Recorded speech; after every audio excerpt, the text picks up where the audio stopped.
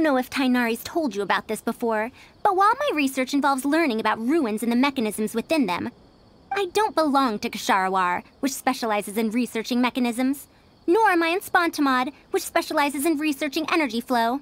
Instead, I'm part of Haravatat, which specializes in languages and scripts.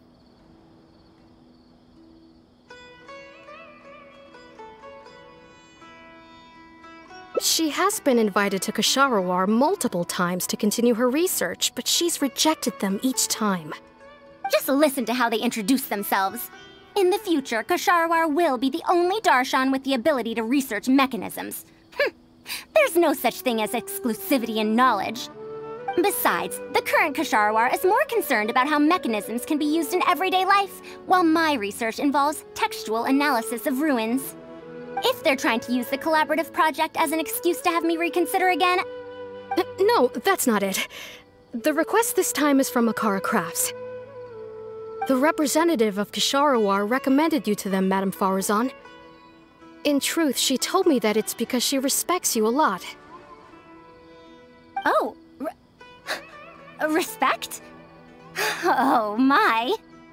Putting aside my ideological differences with Ksharawar, I suppose I must acknowledge this attitude of theirs. At the very least, they're bounds above those decrepit Haravatat fools. Yeah, Akara Crafts is a pretty nice shop. Well, since both of you feel as such, I shall first hear this proposal. In summary, Akara Crafts wants to design a series of early learning toys that will cultivate curiosity and learning in children. Early learning toys. Interesting. The academia agreed to work with them because they hope that these toys can help children become excellent researchers in the future. True. The current academia is in need of some new blood. If the children start learning now, perhaps I can find some talented students in a few years. Madame Faruzan, you still haven't found any students? Anise, Ksharowar's representative, should be staying in the inn at Port Ormos. If you want more details, you can find her there. Port Ormos? Now there's a place I haven't been to in a long time. I wonder how much it's changed. I probably can't join you since Port Ormos is a little far from here. I should probably go back and report to Master, and then review today's homework. No worries. Go do your homework, Kale. Once I'm done with everything here, I'll head over to Pardistii. Thank you. Why, I'd even call this a rare chance for a curious researcher like myself to observe the legendary traveler up close.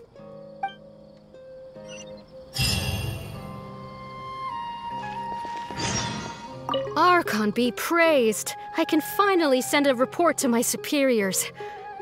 Thank you so much. I have no idea how we might have persuaded her otherwise. How did I end up getting myself into this? Madame Faruzan! Oh, it's really you. Did you change your mind? All right, calm down. Let me be clear. I'm still not all that interested in Ksharawar. I'm just here to see how the project is going. After all, you're here as representatives of the academia in this collaboration. The reputation of all research is at stake here, so I will not simply stand by should mistakes get made. Either way, it's good that you were willing to come. Now, we've given Akara Crafts many ideas over the past couple of days. However, their owner thinks that our designs are too complicated, which will drive production costs too far up. That's expected. Students who have never had to deal with budgetary constraints probably don't understand how important it is to keep costs low. How enviable. Oh,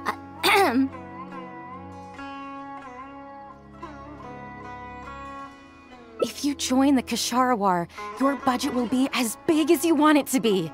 I guarantee it. That's enough. I will not repeat myself.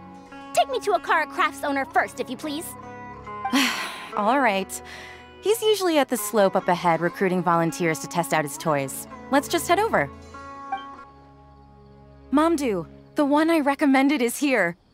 Oh, so you're, Madame Faruzan? Yes. That's me. Ah, wonderful. We haven't been able to make any progress on our collaboration recently. We've made many suggestions, but Miss Anise thought that those ideas were too simple and wouldn't be effective in training the mind. These early learning toys are meant to help the academia train future researchers, after all. If they're too simple, then how are they any different from regular toys? But if they're too complicated, not only will they be expensive to produce considering our production capabilities, but they won't have much broad appeal to Sumeru's children either. So the design can't be too complicated, but it can't be too easy to play with either. I remember that in your notes, many contraptions have managed to fulfill complex functions despite using simple parts. Maybe we can do something similar with these early learning toys. The contraptions in my notes? I didn't create those. I simply took the contraptions in the ruins apart and analyzed them. But now that you mention it, the ruins did have things like that. Do you have a pen, paper, and scissors? I'll make a paper prototype. You have an idea already? I suppose I should have expected as much of a respected academia senior researcher. We do have those, yes. Please, help yourself. Oh, you're done already? Let me explain. These 3 thick lines represent 3 poles. These paper strips of varying lengths represent rings of different sizes. They can be slotted onto the poles and stacked up like a tower. Well, that is easier to make than I expected. So, how is this game played? That's very simple as well. You just need to shift the tower from this pole to another pole. Isn't this a little too simple? Even by the standards of an early learning toy, I mean. Of course, when moving each ring, the paper strips in this case, you must follow one rule. You can only move 1 ring at a time, and you can't place a bigger ring on top of a smaller one. It's like building a tower. The rings in the 3 poles must be stacked from big to small. I named this toy Pagoda Stack. Pagoda Stack. That sounds way too simple. Even I feel like it's missing something. Give it a try and you'll find out if it's simple or not. I heard from Anise that you find volunteers to try out the toys, right? Why don't we do the same for this game? It's such a simple toy. There's no need to... Mamdu, let's just do as she says. Okay, then. And that's how you play this game. You can all give it a try. Let's see who's able to move the tower to another pole in the smallest number of steps. You called everyone here for such a simple toy? It doesn't look like it'll take that many steps. Come on, we all promised to help Mr. Mamdu test out the new toys. He said he'd give us new Genius Invocation TCG cards. Ugh, fine. Let's get this over and done with so we can head back and play cards.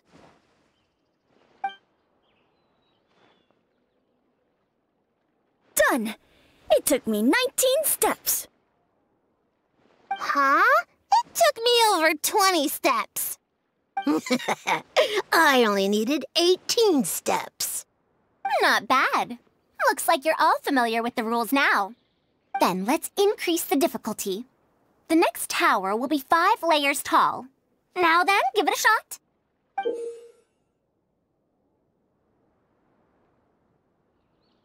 Wait, there's more? Well, since we're already here, why don't we just give it a try? An extra layer shouldn't make it that much harder, right?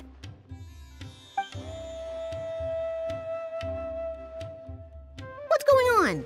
I've already moved over 30 steps, but I'm still not done yet. I'm almost done. Looks like I'm the faster one this time. Done! It took me 35 steps. What? How? This pagoda stack toy is pretty fun to play with. Good. We'll try it one final time. This time, we'll add 2 more layers, making 7 layers in total.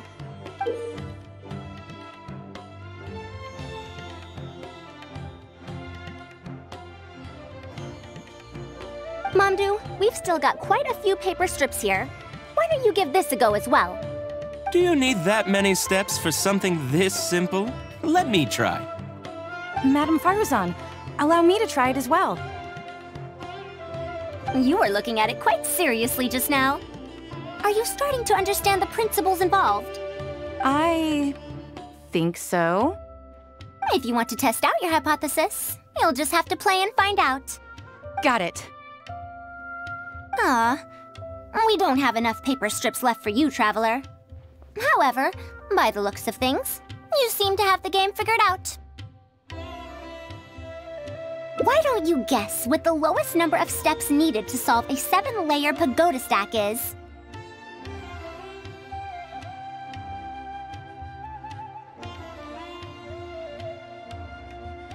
What a shame.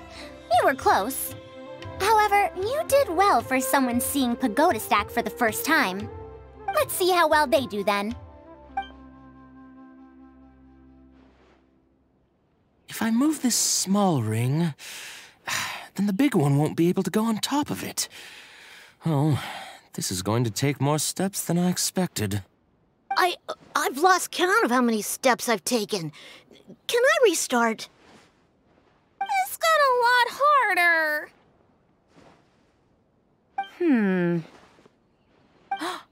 I solved it! Madam Faruzan, it takes 127 steps in total. That many? But there are only 7 layers. For every extra layer in the pagoda stack, the move order you need to consider becomes much more complex, and the number of steps required will at least double.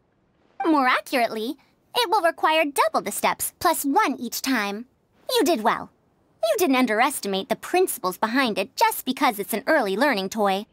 The complexity of any given contraption isn't determined by the number of parts it has. The way the parts interact and the rules behind how it operates are important too. Oh, I see. No wonder you emphasized in your notes that no contraption should ever be underestimated. I see. So even a simple toy can become complex with the right set of rules. That's right. The rules used for pagoda stack are the simplest kind when it comes to ancient contraption-making techniques. I could spend some time picking out all those machines that do something similar and write you a reference book. Once that happens, you can give the volunteers the reference book and paper prototypes and find out which toy is the most popular.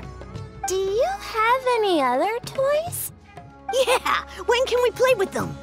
In about 2 days or so, I think. Anise, if you're free, can you help me with the illustrations for the reference book? Of course! I'd be honored! 2 days should be enough for us to find more volunteers. Then we can organize a huge conference here, at which we can announce which toy we'll be making. You'd be most welcome. We need more people to get a healthy range of opinions. The more, the merrier. Thank you for coming here with me today. I'll walk back with you.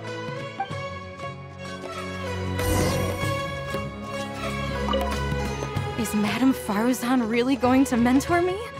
What an honor! I'm sure she'll say helping with illustrations isn't mentoring. So, don't tell her I said that. No wonder she's so well respected at the academia. When I first saw her, I thought she might be unreliable because she's so young. Don't let her know I said that. Anise warned me about that before. Oh, surely the kids will like this one. If only Madam Faruzan were willing to switch to Kasharwar.